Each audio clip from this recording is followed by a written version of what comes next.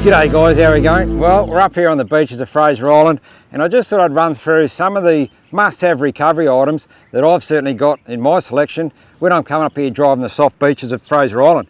Now, we'll start with long handle shovel, and make sure you grab yourself a long handle shovel. If you only got a short handle shovel and you find yourself getting bogged and stuck in some pretty soft sand, it's going to be really hard to get under your vehicle to dig yourself out. So get that long handle shovel, be a lot easier getting under your vehicle. And also the other application with having a shovel up here is when you've got to go out in the scrub to dig a toilet, well, you're going to need a shovel for that application. So grab yourself a good shovel for both those applications. Then we get into the tyre deflation gear. Now, this is absolutely must-have gear. So it's got your tyre deflator here, for letting your tyre pressures down. You might be fluctuating your tyres up and down a fair bit. So this could also get a fair bit of use. And then the compressor as well. That's obviously going to get a fair bit of use too, because you might start off at whatever your starting pressures are going to be at 16, 18 psi or 20, whatever you've decided to use.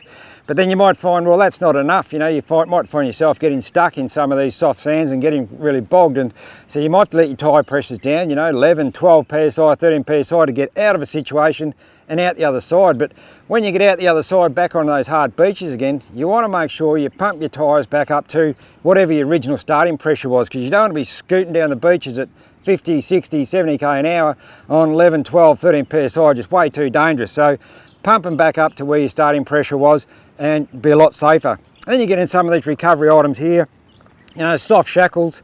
These are certainly the way to go now. Great replacement item. These are just from Carbon Winch, but these are great replacement item now for the old metal ones. Lot safer, lot stronger, so certainly the way to go. And then a tree trunk protecting. You're probably thinking, well, what do you want a tree trunk protect? Because there's not many trees where you're going to be putting a winch around these, but these really good for if you've got a couple of recovery points on the front of your four-wheel drive.